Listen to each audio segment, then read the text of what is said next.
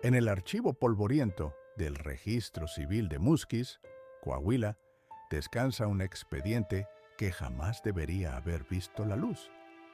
Fechado en noviembre de 1906, el documento lleva la firma temblorosa del entonces secretario municipal, Evaristo Hernández Garza, quien, según consta en las actas oficiales, solicitó su traslado inmediato a la capital del estado tras completar este informe. El expediente, marcado con el número de caso 432, narra los eventos ocurridos en el paraje conocido como El Molino de las Tres Cruces, ubicado a 12 kilómetros al noreste de la cabecera municipal, en las estribaciones más inhóspitas de la Sierra de Coahuila. El caso llegó a conocimiento de las autoridades cuando Fermín Aguirre y Sebastián Morales, arrieros de oficio procedentes de Saltillo, irrumpieron en la oficina del alcalde Rodolfo Espinosa Valdés la mañana del 23 de noviembre, con los rostros demudados por el terror y las ropas desgarradas por una huida desesperada a través del monte. Ambos hombres, conocidos en la región por su carácter sereno y su reputación intachable, parecían haber envejecido décadas en una sola noche. Aguirre, de 42 años, no dejaba de repetir entre sollozos que había visto cosas que ningún cristiano debería presenciar, mientras que Morales, más joven por 7 años, permanecía en un silencio pétreo, con la mirada fija en un punto invisible del horizonte. Antes de adentrarnos en los testimonios que estos hombres proporcionaron a las autoridades, nos gustaría saber quién más está siguiendo esta historia. ¿Desde dónde nos estás escuchando? Déjanos un comentario con tu ciudad o país, porque historias como esta merecen ser conocidas y recordadas. Ahora, continuemos con lo que realmente ocurrió en aquel molino perdido entre las montañas. El Molino de las Tres Cruces había operado durante más de 30 años bajo la administración de la familia Villarreal. Don Macedonio Villarreal, patriarca del clan, había establecido el negocio en 1875, aprovechando las aguas del arroyo San Vicente que bajaban cristalinas desde los picos más altos de la sierra. El molino se había convertido en punto de referencia para los rancheros de la región que llegaban desde distancias de hasta 40 kilómetros para moler su grano y aprovisionarse en la tienda que los Villarreal habían establecido junto a las instalaciones principales. Sin embargo, los archivos parroquiales de Musquis revelan una anomalía perturbadora en los registros de la familia.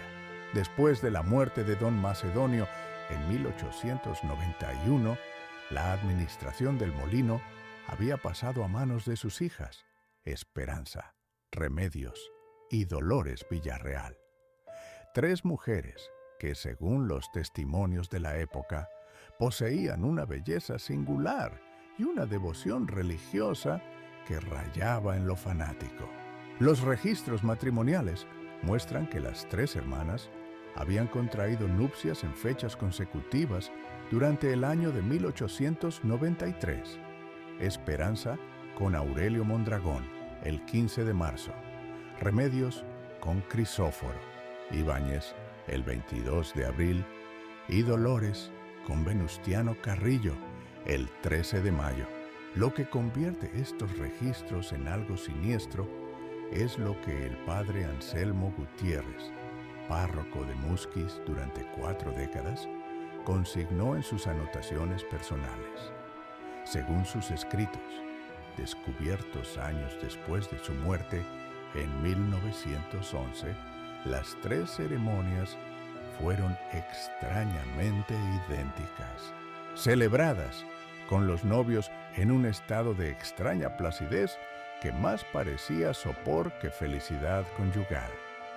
El sacerdote Había anotado también que ninguno de los 3 hombres había vuelto a ser visto en el pueblo después de sus respectivas bodas, lo cual atribuyó inicialmente al aislamiento natural del molino. Durante los siguientes 13 años, el molino había continuado funcionando con normalidad aparente. Los viajeros que llegaban hasta allí reportaban un servicio eficiente y una hospitalidad memorable por parte de las hermanas Villarreal. Muchos hacían notar la ausencia de los maridos, pero las mujeres explicaban invariablemente que sus esposos se encontraban trabajando en las minas de Sabinas o cuidando las tierras de pastoreo en la Sierra Alta. Esta explicación parecía satisfactoria para la mayoría de los visitantes, especialmente porque las mujeres siempre exhibían una serenidad maternal y una piedad que inspiraba confianza. Fermín Aguirre y Sebastián Morales habían llegado al molino la tarde del 21 de noviembre de 1906, conduciendo una recua de 30 mulas cargadas con mercancía diversa, destinada a los pueblos mineros del norte. Como era costumbre en sus rutas comerciales, habían decidido pernoctar en el molino antes de continuar hacia Villa de Fuente, donde tenían comprometida la entrega de su carga para el día 24. Las hermanas Villarreal los habían recibido con la calidez habitual, ofreciéndoles alojamiento en el cuarto de huéspedes que mantenían siempre preparado para los viajeros. Según el testimonio que Aguirre proporcionó al secretario Hernández Garza, la primera noche transcurrió sin incidentes dignos de mención. Las mujeres les habían servido una cena abundante y sabrosa, compuesta de cabrito guisado, frijoles refritos y tortillas recién hechas. La conversación había girado en torno a los temas usuales: el estado de los caminos, las noticias de la capital, los precios del ganado en los mercados de Saltillo. Sin embargo, Aguirre recordaba haber notado algo peculiar en la distribución de los espacios domésticos. A pesar de que las 3 hermanas ostentaban el estado matrimonial, no había evidencia alguna de presencia masculina en la casa, ni ropas de hombre colgando en los tendederos, ni aparejos de montura, ni herramientas que no pudieran ser manejadas por manos femeninas. La segunda noche, el 22 de noviembre, fue cuando ocurrieron los eventos que marcarían para siempre la memoria de ambos arrieros. Morales, que sufría de insomnio crónico desde una caída de caballo años atrás, se había levantado cerca de las 2 de la madrugada para tomar aire fresco en el patio del molino. Desde su posición junto al abrevadero, había observado una luz mortecina que se filtraba por las ventanas del granero principal, estructura que durante el día permanecía aparentemente vacía y cerrada. Movido por la curiosidad y por cierta preocupación sobre la seguridad de su mercancía, Morales se había acercado sigilosamente al granero. Lo que presenció a través de una rendija entre las tablas de madera superaba los límites de lo concebible por una mente cristiana. En el interior del granero, iluminado por velas dispuestas en círculo, las 3 hermanas Villarreal realizaban lo que solo podía describirse como una ceremonia profana. En el centro del espacio, sobre una mesa improvisada con tablones y caballetes, yacían los restos momificados de 3 figuras humanas masculinas, vestidas con lo que alguna vez habían sido ropas de boda. Los cuerpos, según la descripción horrorizada de Morales, habían sido preservados mediante técnicas que sugerían conocimientos anatómicos inquietantes. Las hermanas se movían alrededor de los cadáveres con una familiaridad doméstica, hablándoles con la ternura que una esposa dirigiría a su marido al final de una jornada laboral. Esperanza peinaba con delicadeza los cabellos resecos de quien había sido Aurelio Mondragón, mientras susurraba palabras de cariño sobre los éxitos del día y los planes para el mañana. Remedios acomodaba las ropas de Crisóforo Ibáñez, alisando las arrugas de una camisa que se desmoronaba al tacto, mientras le relataba los pormenores de la visita de los arrieros como si el muerto pudiera responder con interés genuino. Pero fue Dolores quien protagonizó la escena más perturbadora. Sentada junto a los restos de Venustiano Carrillo, la menor de las hermanas mantenía una conversación animada sobre la necesidad de encontrar nuevos compañeros para sus hermanas. Pues la soledad no es buena para las mujeres de nuestra edad. Con una naturalidad escalofriante, explicaba a su difunto esposo que los dos arrieros que dormían en el cuarto de huéspedes representaban una oportunidad providencial, especialmente porque parecían hombres trabajadores y de buen carácter, sin familia que los buscara si decidían quedarse definitivamente en el molino. Morales había retrocedido lentamente, con el corazón martilleando contra sus costillas como un tambor de guerra. Su instinto le gritaba que despertara a Aguirre y huyeran inmediatamente, pero la prudencia le aconsejaba esperar hasta que las mujeres terminaran su macabra rutina nocturna.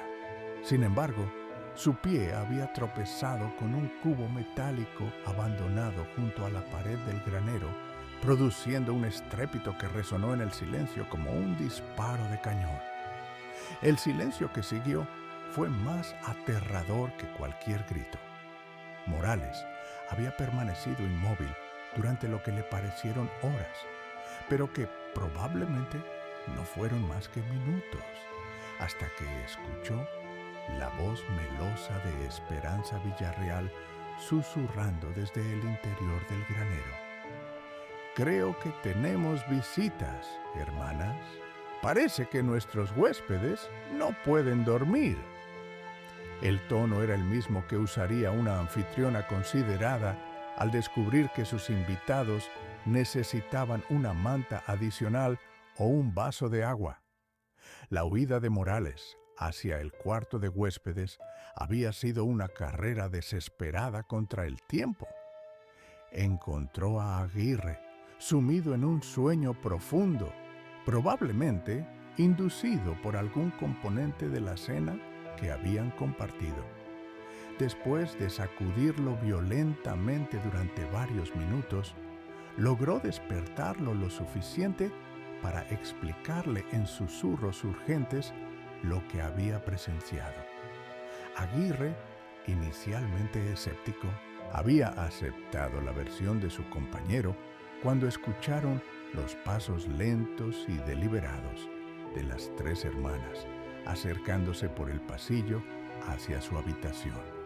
Lo que siguió fue una espera angustiante de 40 minutos, durante los cuales los pasos se habían detenido frente a su puerta en varias ocasiones, acompañados de susurros indistinguibles y de lo que sonaba como deliberaciones en voz baja. En un momento, habían escuchado la voz de Remedios preguntando: ¿no sería mejor esperarlos cuando duerman más profundamente? Seguida de la respuesta de Dolores: tienen aspecto fuerte. Será mejor asegurar las cosas mientras podamos. La ventana de la habitación daba al patio trasero del molino, donde pastaban habitualmente las mulas de carga. Los arrieros habían decidido arriesgar la fuga cuando se dieron cuenta de que las mujeres estaban intentando abrir la puerta con lo que sonaba como un manojo de llaves. Aguirre había salido primero, seguido inmediatamente por Morales, pero su escape se había complicado cuando descubrieron que alguien había amarrado las mulas con cuerdas adicionales, como si hubieran previsto un intento de huida nocturna. El sonido de la puerta del cuarto abriéndose finalmente había precipitado su huida a pie hacia la sierra. Durante las siguientes 8 horas habían corrido y caminado alternadamente a través de senderos de cabras y barrancos rocosos, guiándose únicamente por la posición de las estrellas y por un conocimiento aproximado de la geografía regional. Detrás de ellos, durante las primeras 2 horas de persecución, habían escuchado voces femeninas llamándolos por sus nombres con una dulzura que contrastaba grotescamente con la situación. Don Fermín, Don Sebastián, no necesitan correr. Solamente queremos hablar con ustedes, repetía la voz de Esperanza Villarreal, amplificada por los ecos de las montañas rocosas. El informe oficial del secretario Hernández Garza incluye una descripción detallada de la expedición que se organizó para investigar las acusaciones de los arrieros. El 25 de noviembre, una partida compuesta por 8 hombres armados, encabezada por el propio alcalde Espinosa Valdés y acompañada por el padre Gutiérrez, se había dirigido hacia el molino con la intención de esclarecer los hechos y, en caso necesario, proceder a las detenciones correspondientes. Lo que encontraron superó las expectativas más pesimistas. El molino estaba completamente abandonado, pero no de manera reciente. Las evidencias sugerían una partida precipitada, comida a medio preparar en la cocina, ropas esparcidas por los dormitorios y en el granero principal los restos de lo que había sido claramente una ceremonia ritual. El suelo de tierra estaba marcado con círculos trazados con cal, salpicado con manchas oscuras que el análisis posterior identificaría como sangre humana de origen antiguo. Los cuerpos que Morales había descrito no estaban presentes, pero la evidencia de su existencia era irrefutable. 3 ataúdes de madera tosca, obviamente construidos de manera artesanal, yacían abiertos en el centro del granero. En el interior de cada uno, restos de tela que habían sido trajes de boda, hebillas de cinturón oxidadas y lo que el padre Gutiérrez identificó como anillos matrimoniales. Más perturbador aún, en una esquina del granero se había descubierto una colección de frascos de vidrio conteniendo lo que parecían ser órganos humanos preservados en alcohol. El registro más minucioso de la propiedad había revelado documentos que arrojaban luz sobre la verdadera naturaleza de las operaciones de las hermanas Villarreal. En un baúl escondido bajo el piso de la habitación principal, se habían encontrado cartas dirigidas a queridos maridos, fechadas a lo largo de 13 años, documentando una correspondencia unilateral en la que las mujeres narraban eventos cotidianos a receptores que evidentemente no podían responder. Las cartas más recientes, fechadas apenas 2 semanas antes de la huida de los arrieros, contenían referencias explícitas a la necesidad de encontrar nuevos compañeros y a la importancia de mantener la familia unida, sin importar los métodos necesarios. Pero quizás el hallazgo más escalofriante fue el descubrimiento de un cuaderno de notas manuscrito por Esperanza Villarreal, en el cual se detallaban técnicas de preservación de cadáveres que habían sido perfeccionadas durante más de una década. Las anotaciones incluían experimentos con diferentes combinaciones de sal, hierbas aromáticas y productos químicos obtenidos de fuentes no especificadas. El cuaderno también contenía observaciones sobre el comportamiento óptimo de sus maridos, incluyendo notas sobre horarios de conversación, temas de interés y métodos para mantener la apariencia presentable durante las visitas sociales. Las investigaciones posteriores revelaron que las hermanas Villarreal habían desaparecido sin dejar rastro identificable. Sus mulas, su dinero y sus pertenencias personales más valiosas habían desaparecido con ellas, sugiriendo una huida planificada con anticipación. Los testimonios de otros viajeros que habían visitado el molino durante los meses previos comenzaron a adquirir un significado siniestro cuando fueron reexaminados a la luz de estos descubrimientos. Varios arrieros y comerciantes recordaron conversaciones en las que las mujeres habían mostrado un interés inusual en sus circunstancias familiares, preguntando específicamente sobre esposas, hijos y familiares que pudieran extrañar su ausencia en caso de retrasos prolongados en sus viajes. El caso había atraído la atención de las autoridades estatales y durante los meses siguientes se habían enviado circulares a todos los municipios de Coahuila y estados vecinos, describiendo a las 3 mujeres y solicitando información sobre su paradero. Sin embargo, la búsqueda no había producido resultados concretos. Las hermanas Villarreal parecían haberse desvanecido en el vasto territorio fronterizo como si nunca hubieran existido. Lo que sí se descubrió, mediante una investigación más profunda de los archivos parroquiales y civiles, fue que los matrimonios de las 3 hermanas habían sido celebrados bajo circunstancias cada vez más sospechosas cuando se examinaban retrospectivamente. Aurelio Mondragón, el primer esposo, había sido un viajante de comercio sin familia conocida, originario, según sus documentos, de un pueblo de Nuevo León, que, cuando las autoridades investigaron, resultó no existir en los registros oficiales. Crisóforo Ibáñez había llegado al molino como peón temporal durante la época de cosecha, sin referencias previas ni destino ulterior conocido.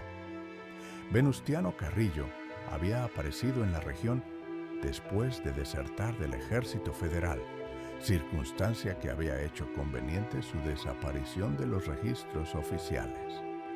Los 3 hombres habían compartido características que, en retrospectiva, parecían haber sido criterios de selección deliberados. Eran forasteros sin vínculos familiares fuertes. Poseían habilidades útiles para el funcionamiento del molino y habían demostrado una disposición a establecerse permanentemente en el aislamiento de la sierra. El patrón sugería una metodología refinada a través de la experiencia, como si las hermanas hubieran perfeccionado sus técnicas de identificación y atracción de víctimas potenciales.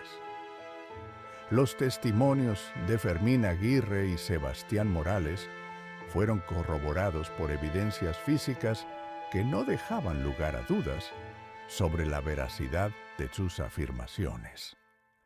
Ambos hombres proporcionaron descripciones detalladas y consistentes de los espacios interiores del molino, incluyendo detalles sobre la distribución de muebles y objetos que fueron confirmados durante la inspección oficial.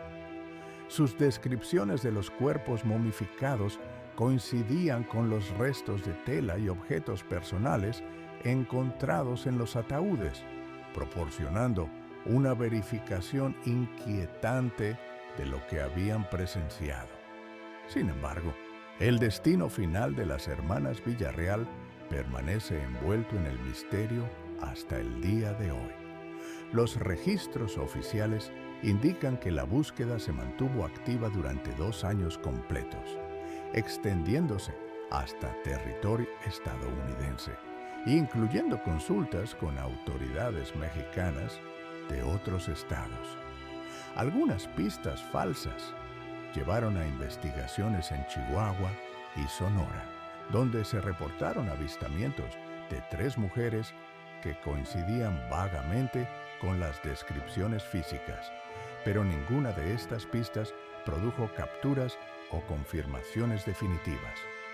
El Molino de las Tres Cruces fue clausurado oficialmente en marzo de 1907 y posteriormente vendido en subasta pública. Los nuevos propietarios, una familia de agricultores procedentes de Saltillo, intentaron reanudar las operaciones durante varios meses, pero la reputación siniestra del lugar había ahuyentado a la clientela habitual. Los viajeros preferían hacer rodeos considerables antes que pernoctar en un sitio asociado con tales horrores. En 1909, la propiedad fue abandonada definitivamente y las instalaciones comenzaron su proceso natural de deterioro. Los archivos municipales de Musquis contienen referencias esporádicas al caso durante los años siguientes. En 1912, un grupo de cazadores reportó haber visto luces extrañas en las ruinas del molino durante varias noches consecutivas, pero la investigación posterior no reveló evidencias de ocupación reciente.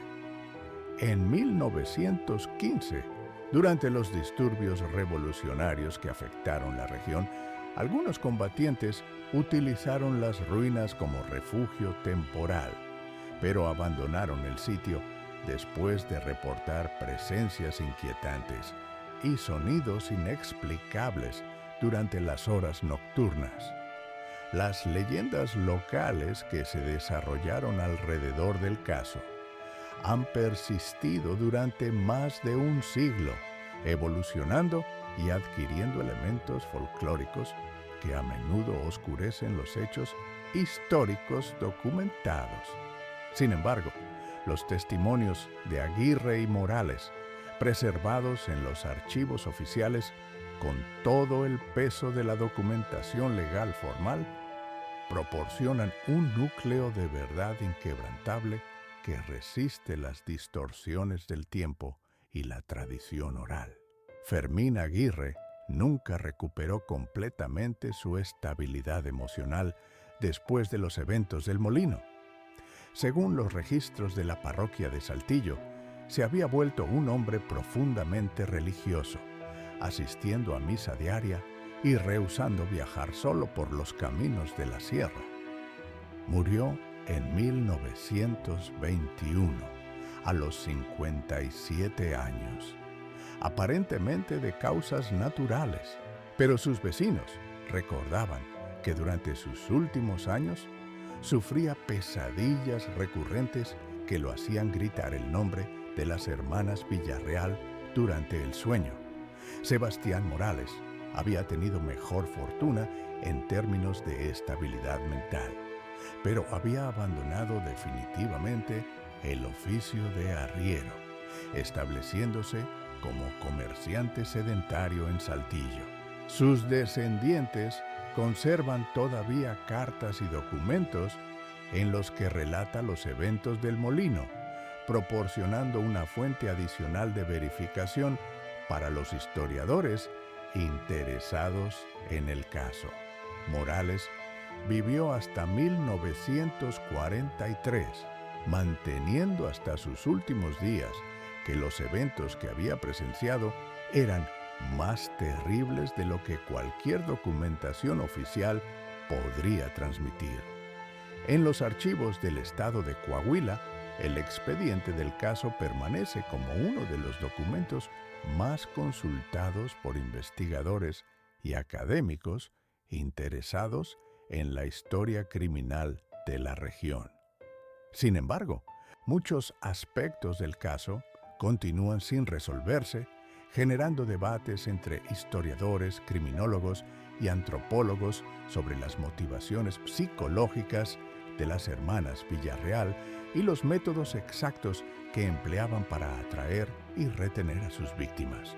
La pregunta que persiste décadas después de los eventos es si las hermanas Villarreal representaban un caso aislado de demencia colectiva desarrollada en el aislamiento de la sierra, o si sus acciones formaban parte de una tradición más antigua y extendida de prácticas rituales que habían sobrevivido en las comunidades remotas de México. Los estudios antropológicos de la región han documentado la persistencia de creencias y prácticas precolombinas relacionadas con la veneración de los muertos, pero ninguna evidencia sugiere precedentes para el tipo específico de comportamiento exhibido por las hermanas. El caso del molino de las Tres Cruces permanece abierto en los archivos oficiales, técnicamente sin resolver debido a la ausencia de capturas o confirmación de fallecimiento de las acusadas. Ocasionalmente, durante los últimos 100 años, han surgido reportes no confirmados de avistamientos de mujeres que podrían corresponder a las hermanas Villarreal o sus descendientes, pero ninguno de estos reportes ha sido verificado de manera satisfactoria por las autoridades competentes.